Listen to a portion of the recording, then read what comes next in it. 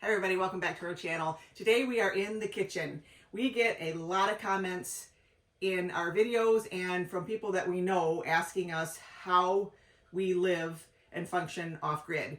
A lot of people, when they find out that we live off-grid, say, oh, I could never live without a microwave. I could never live without a coffee maker. And I'm going to answer those questions today by telling you 15 things that I use in my kitchen that make my kitchen sing. And they don't require any power, and they're easily accessible items. Some of the items are more categories rather than just one individual thing. A lot of people ask me, why on earth do you have so many pots and pans in your kitchen? Well, I'll answer that question. I cook with them. Everything in this kitchen has a purpose. My kitchen is small, and I don't have room for stuff that doesn't have a purpose. There might be one or two items in here that have sentimental value, and that's the only reason that they're here. But for the most part, everything here has its use. So let's dig into the first item. Number one, coffee. How do we live without a coffee maker? Well, we use a pour over for me and a French press for Dan. Both of these do not require any electricity, and we just use a teapot. We fill up the teapot the night before and turn on the stove when we get up, build a fire. By the time the fire is going, the water's usually hot and we have coffee. I prefer the pour over because it's not quite as strong as the French press. Dan likes it a little stronger, so we each do our coffee differently in the morning. Anything that takes heat is going to take a lot of power, and we haven't seen the sun in about 14 days here. And when we do see it, it's only just a couple minutes a day, and we are excited and it's like, hey, the sun is out, and then it's just gone again like that. So solar for us in the wintertime is very scarce, and we end up running our generator a lot more. So we try to conserve our batteries, and having a coffee maker is just not something that is gonna work for us. It just takes too much power. Number two, the proper utensils. This is a Danish Whisk. This is for bread making. It's very thin, and it doesn't clog up when you're using a really thick dough. This works great for really thick muffin batters, bread doughs, anything that you want to use a whisk for that doesn't get clogged up. I absolutely love this thing. When I bake with friends, I bring this along, and they are absolutely hooked on it, and they order one before I even leave their house. So Danish Whisk. Things like pastry blenders, the old-fashioned potato mashers. You can make really fluffy mashed potatoes without a hand mixer or electricity. Just get one of these really old-fashioned metal potato mashers, and with some practice, you can make some really great mashed potatoes. If you don't know what a pastry blender is, you got to have one of these. These things are more useful than for just pastry. You can crush bananas with them when you're making banana bread. You can make egg salad with them. You can use this. These are really sharp. You can use this for any type of item that you want to cut up. Its original use is for pastry, so you cut really hard butter into your flour and it just slices it up and it goes right through it. So that's what this is. It's a pastry blender. You need one of these. Manual can openers, more than one, because these things, I don't know if you can find a really old one that still works. They're probably better quality than the new ones these days, because I can usually only get these to work for about a year and a half, 2 years sometimes, and then I got to replace them. So lots of can openers. Or make sure you have one that has the hook on it that you can open your home canned jars as well. So utensils are a huge thing. These are so easily accessible. You can find these old-fashioned potato mashers, and the new ones, the round ones that are plastic with just little holes in them, those are terrible. Find one of these at a secondhand store. These old-fashioned ones, these things are great, and you can use them for more than mashed potatoes. I use them to mash everything. You can use this for mashing bananas as well if you want to make banana bread, or just anything that you want to mash up. You know, mashing strawberries in the summertime when you're doing strawberry shortcake, that kind of thing. These things are just indispensable. Number three is going to be knives. And I just want to mention that these are not in any particular order of importance. It just happens to be the order that I wrote them down. I was going through my kitchen.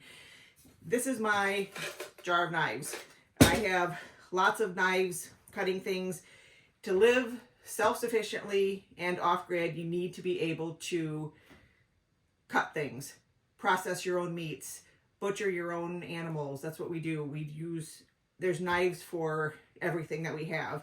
Everything from fishing knives to gutting knives, skinning knives, meat processing knives. A good meat scissors. This is a poultry scissors that I got off Amazon, and it actually works really well for processing chickens and any like hard kitchen cutting that you might need. And I've got knives of every size. I've got bread knives. I've got the little graters, your big box grater, anything that cuts, and you want to have a means to keep them sharp. We've got this type of sharpener. We've got a regular hand sharpener, all sorts of ways to keep them sharp. When I cook with friends, I can tell who cooks and who doesn't cook on a regular basis, because those that don't cook on a regular basis have really dull knives, and a dull knife is definitely not of any use in your kitchen. So having a good variety of knives for lots of purposes is definitely going to be an advantage to you. We process at least 2 deer a year, and having good knives to do that. I use all my butchering knives for processing our chickens. I break a lot of those down, and I cut them up and package them in smaller packages, because sometimes you don't always want a whole chicken. Sometimes you just want a chicken breast for a recipe and you don't want to thaw out a whole chicken. So knives are super important. Things like having a mandolin with a variety of blades on it that you can cut different vegetables with. You don't need to have a fancy food processor. That takes power. I have a veggie spiralizer. This is one of the things that sits in my cupboard. That's probably a luxury, but if you like low carb or gluten-free options and want to have a lot more veggies, this is a great option, and it doesn't require any electricity. Knives and sharp things are very important, and a way to keep them sharp.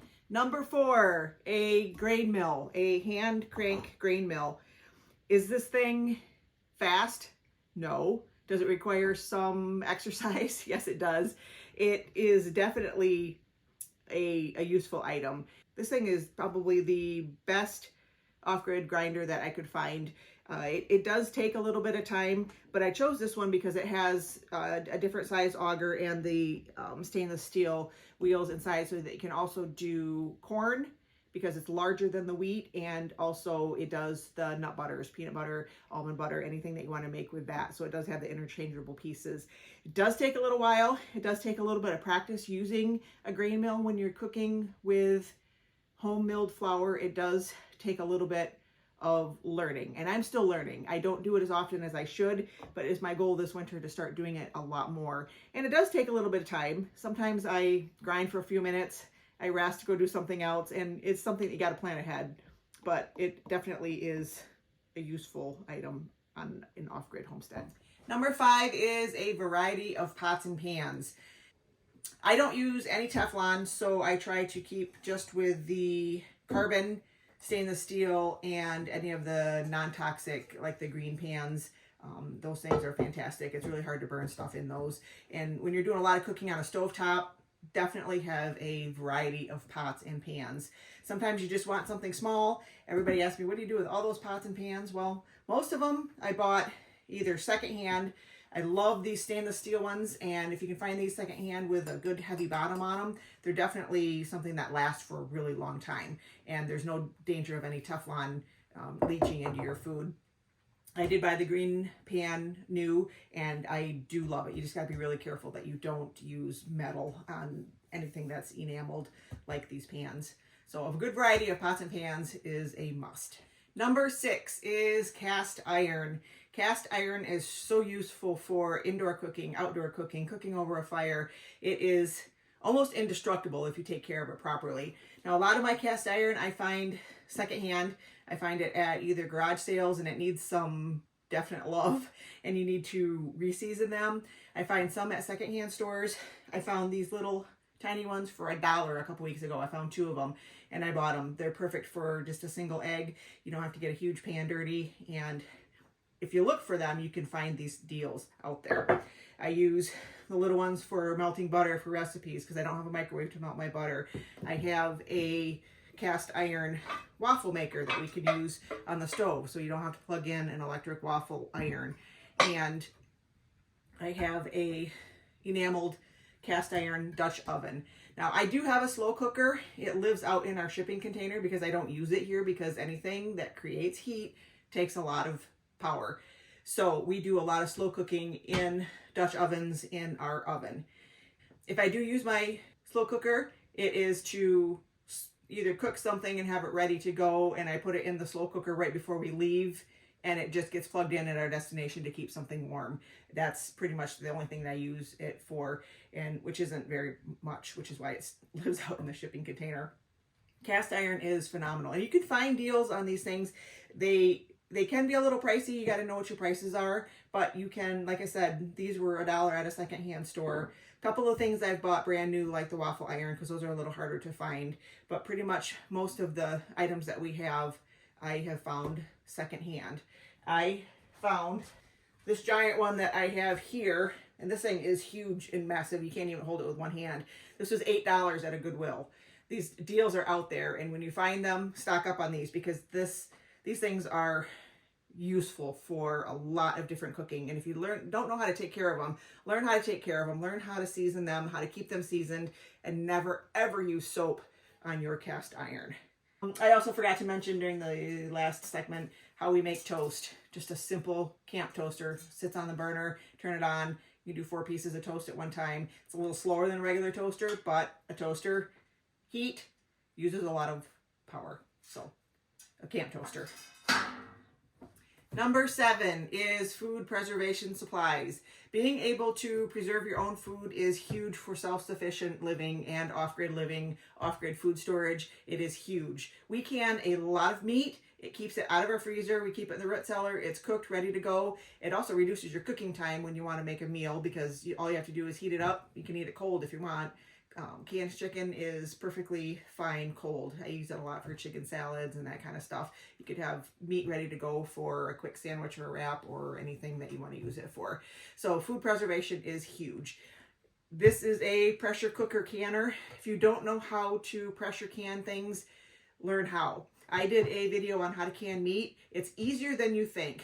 And all you need to do is have the jars, some good quality lids, and when I say good quality, don't buy lids from the dollar store or the cheapest ones you can buy. Get a good quality name brand lid, because you will regret it if your things aren't sealing and you just have seal failures on your jars, and you waste food that way. So make sure that your lids are good quality. But learn how to pressure can. I'll link that video in the description below on how to can meat. I walk you through the entire process of what the pressure canner is, how it works, and the process of canning meat. And it is so simple. It's even more simple to use a water bath canner.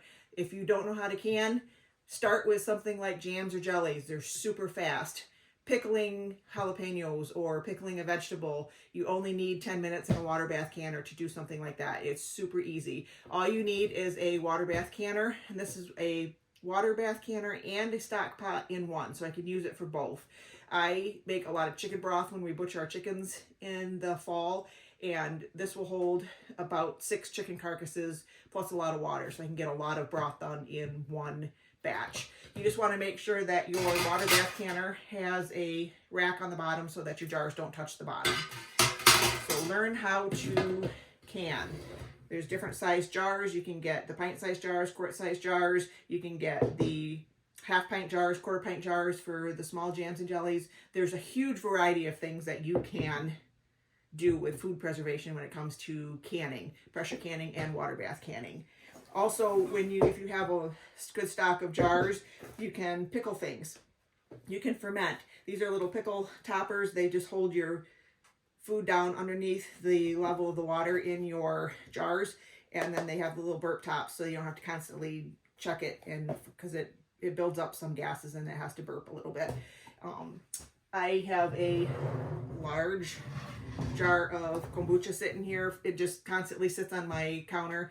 This is its first ferment right now, and then I'll flavor it with like a triple berry, dried berries in its second ferment. But this is just sitting on my counter. It's warm in here.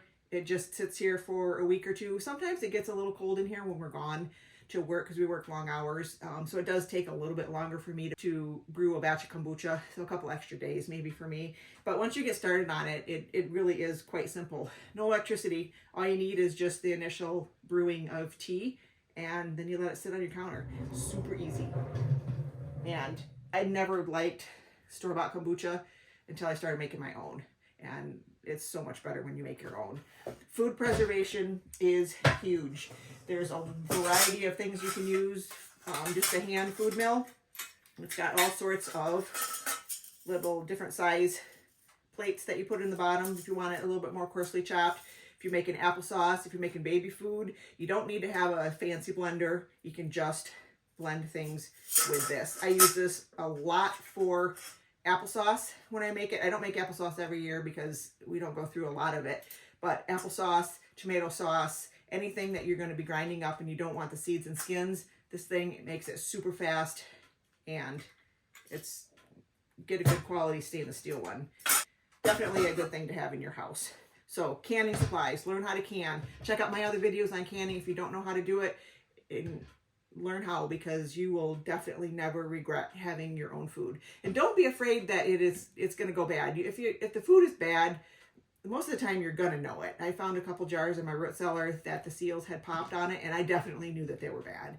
So don't think that you're going to kill your family. You're going to, that's the thing that I hear most often, is I'm afraid that I'm going to hurt my family. If you follow the rules, canning can be very easy. It just takes a little bit of practice and the want to do it. Another thing that I wanted to mention with the canning supplies, get yourself a stock of giant stainless steel bowls. These things are fantastic. I find them in secondhand stores. I think I've only bought one brand new, and I find actually better quality ones at secondhand stores and garage sales. People just get rid of them pretty cheap. So you want something that's good and heavy. I use these for food processing when I'm doing a big batch of something, you know, cutting up peppers, cutting up apples, anything that I'm canning that I need a big bowl for. These things are fantastic. I have a whole bunch of them. I'll also take a bunch of these out into the garden and just fill them up, because it's amazing how much room a bell pepper takes up in a bowl. And if you bring a little bowl out there, you're going to get 4 peppers in there and you'll be done. So instead of just bringing bags out there, I just bring these big bowls, and these things are fabulous. So get a lot of big stainless steel bowls. You can also make giant batches of bread with these if you want to put some in your freezer. Yeah, these things they're going to last forever. If you take care of them, they're going to last forever. They're stainless steel, so they're not going to rust. Big bowls. Get some. Number 8 is alternate cooking sources. I have an off-grid stove in my kitchen. I'm not going to talk about that because I've already done a video on that. But we also have a camp stove outside. That thing gets used all year round. I use it a lot in the summertime. Dan likes to do a lot of his cooking outside in the summertime because he loves being in the outdoor kitchen. I use it a lot in the summertime for canning. Keeps the heat out of my house, and it's also a little bit more powerful, so I can get it done a little bit quicker. Plus I have 2 big burners, so I can have 2 pressure canners going, or a pressure canner and a water bath canner. I can have a lot of stuff going outside, getting that heat out of my house. Yes, it does use some propane, but again, you need to have a good quality heat source in order to be able to can. I also use the camp stove a lot this time of year. It's maple syrup season seems so far away right now with as cold as it is, but in another month or so, we're going to have maple syrup season. I do have a maple syrup evaporator that my brother built for me, and that does the majority of the boiling down. But when it comes to the fine details at the end, when you want to get it just the right temperature and get it right down to that final syrup stage, I do the final boil on the camp stove. So I do use that outdoor kitchen a lot, even in the wintertime. And right now, I can't wait for maple syrup season. It's so cold out right now that I can't wait for it to be warmed up a little bit. I also have stuff that goes over the fire. We have a grate that goes over the fire that we can cook our meat on, or roasting peppers, anything that you want to have. It's pretty big. It's a pretty good surface area that you can cook a lot of things over the fire on. And I'm trying to learn how to cook more on a fire. I try to do a little bit more every summer, and get a good tripod, get a good Dutch oven that hangs from your tripod, and learn how to cook on a fire. The last time I tried to cook an entire meal on a campfire was the Thanksgiving before last. I had these plans to learn how to cook an entire Thanksgiving meal over a fire. I had it all planned out. I've been planning it for weeks. I was videoing it, and I thought that's going to be my video for the week, and I'm going to do everything over a campfire. And then our daughter called us that morning and told us that she was expecting our first grandchild. I was so distracted the rest of the day, I burnt everything. So that video never came to light. I don't know if I have any of the footage of that left, but learning how to cook on a campfire is a little bit different. You got to practice. You can't just jump into it thinking, oh, I'm going to cook everything on a fire from now on. You just practice things. If you have a chance, learn how to do some of those things. Don't just do the 15 same things that everybody does when they're camping on a campfire.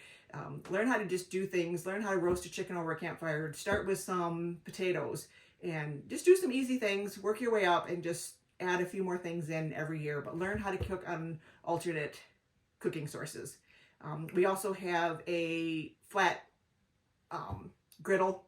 That thing's fabulous as well. We love cooking on that thing in the summertime. Number 9 is books. Reference books. Lots of books. Our internet is terrible at our house. It's really hard to get things to load sometimes, and if you can't just rely on the internet to look something up. So books, gardening books, cookbooks, all sorts of books, foraging books, how to find mushrooms, all sorts of how-to books, homesteading books, animal care books. There's a wealth of information out there, and having them in print, especially if the grid does go down one of these days, or if you just don't have service. There's some areas in the UP that we like to spend time in that just have no self-service, none at all. And there's some really fantastic books out there. So stock up on books. I am known to be a little bit of a cookbookaholic. I have to try and keep everything to one shelf because that's all I have room for. So if I find books at secondhand stores, I have to decide whether or not it's worth getting rid of one of my other cookbooks. So I really have to control myself when it comes to books. But gardening books and how-to books are indispensable when it comes to off-grid and self-sufficient living.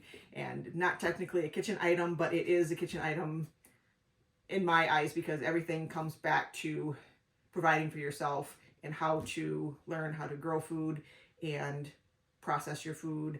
All that information is kitchen worthy in my mind. Number 10 is proper food storage and a well-stocked pantry. When I say a well-stocked pantry, I mean being able to cook things from scratch. Being able to cook from scratch, having those home canned items available, having those ingredients in dry, raw form last a whole lot longer, and they're definitely a lot healthier for you. So you can see in our pantry, I have everything in glass jars or in glass containers. I don't use plastic for anything. You want good quality food storage in order for your food to last a long time. When the doors are shut in my pantry, it's cool in there. The heat doesn't get in there very well because when I open the doors, I know everything feels cool, especially up against the east wall of our pantry. Things are definitely cooler on that side. And it's also nice and dark in there. So spices kept in glass jars, bought in bulk because it's a whole lot cheaper. All of those things will last a lot longer if kept in proper food storage containers and properly sealed. We also have a root cellar where we keep all of my potatoes are down there. What's left of the apples that we have are down there, and then all of our canned food storage is down there, along with a few store-bought items, but not many. Most of it's all of our canned items. So proper food storage is definitely a must. There's some store-bought items in our pantry. It's just some things we can't grow here and some things we do have to stock up on at the store, but we like to can and have as much of that as possible. So there's everything cooked in this house is cooked from scratch. Number 11, towels. Lots and lots of towels and rags for cleaning. In the summertime when I'm canning, I go through an insane amount of towels. They are used for cleaning, washing my hands, drying things. We don't have a dishwasher, so I have to wash all of my jars by hand and sterilize all of them. And a lot of that takes a lot of towels for drying, putting on the counter so that your jars, so they have a nice soft landing when you're taking them out of your canners. And lots of rags for cleaning up. When you have to go to a laundromat, it's definitely something you don't want to have to do every single week. So having a large stock of towels and rags is definitely a must. I like to try and limit my laundromat trips to once or twice a month. and having a lot of towels on hand is definitely a lot handier. And you can get towels cheap. You can buy them at the dollar store, you can buy them in bulk, you can buy them at the big warehouse stores in packages of 10 for fairly cheap. But having lots of towels and lots of all of these things for cleaning, having a big supply of cleaning materials, all of that stuff is handy to have around, especially if you don't have a dishwasher. You want to have a good amount of stock built up for cleaning and drying things. Number 12 is just something for fun. Get yourself a stovetop popcorn popper. This is the Whirly Pop. This thing makes the best popcorn ever. You don't need to have a plug-in fancy air popper. This thing does it all for you, and it makes quite a bit of popcorn. It's just got a little thing on it that twirls your popcorn around underneath, keeps it from burning. It's got a pretty heavy bottom on it, and this thing makes the best popcorn. I went on a trip with a friend down to Amish country last summer, and I was telling her about these. She said, we love our popcorn. We have a lot of popcorn. We use the air popper all the time. But they're trying to be a little bit more self-sufficient, using less power in their house. And I talked her into buying one of these things. And she told me a couple days later that they absolutely love it. Way better than the air popper. I've never had an air popper, so I don't know what it tastes like. But she said that this thing is definitely now their favorite. It lives on their stove full time because they use it almost every single day. So if you like popcorn, it's a great snack. It's a healthy snack. Definitely makes this a little bit healthier. All that stuff in microwave popcorn, in the bags, the chemicals and stuff, is terrible for you. Make your own popcorn. You will love it. It's the Whirly Pop. Number 13, a reliable water source. Water is life. Water was one of the most important things that we wanted in a homestead. When we had our first off-grid property in the Upper Peninsula, we had an outside hand pump. So if we were there in the wintertime, we had to bring all our water in because it didn't work in the wintertime because it was frozen. But I remember thinking every morning I had to plan my day around when I wanted to haul water and when I wanted to heat it up. If we wanted to shower, we had to heat up the water. We had to haul the water and then heat it up in the early days before we had a portable water heater there. But it was, if you have to think about your water, it's a lot harder. We did a deer processing day up there once, and I brought all my canning stuff with me. And let me tell you, that was the hardest deer processing I've ever done because I had to wash and sterilize all my jars. They were all clean when I brought them up there, but you still want to clean and sterilize your jars right before you use them. So I had to do all of that with hauling water, washing water, rinsing them, and I went through a ton of water. And then I like to make sure that my meat is nice and clean, so you want to make sure that all the hair is washed off, all the dirt's washed off, and it just took a lot of water. So having a good, reliable water source is huge. We're lucky enough to have a well here. When we put the well in, that was the first thing that we did on this property because we were still intending on building a regular house at that point. So we were fortunate enough to have our well already on the property. But when we decided that we were going to go off-grid, we stayed with the 110 well pump so that we don't have to have such a gigantic solar system to run our well. It does still not like our well at times if the batteries get too low, or sometimes if you're running too many things. You got to be careful that you're not running a hair dryer when the well pump goes off, or running any type of electrical appliance in here. You want to just be really careful. But having that water source is huge. We have hot and cold running water right here at the sink.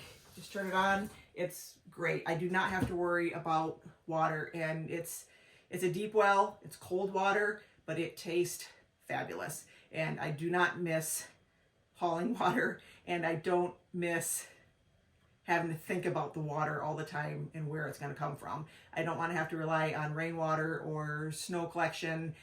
We live here full time. This is not just a weekend place for us. This is our lives, and we work full time. I want to shower before I go to work. I don't have to want to worry about water every single day. So having a well is a huge thing. I know they're expensive, but it definitely makes life a whole lot easier. Number 14, you might say that garden seeds and learning how to garden is not a kitchen item, but it does root right back to the kitchen when it comes to creating your own food and growing your own food.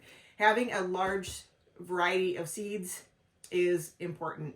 I have a lot of these are several years old. I try to work my way through them, oldest first and try to keep a good rotation of seeds going. But learning how to garden is a huge thing. Learning how to just grow your own food and then store your own food, process your own food, can it all.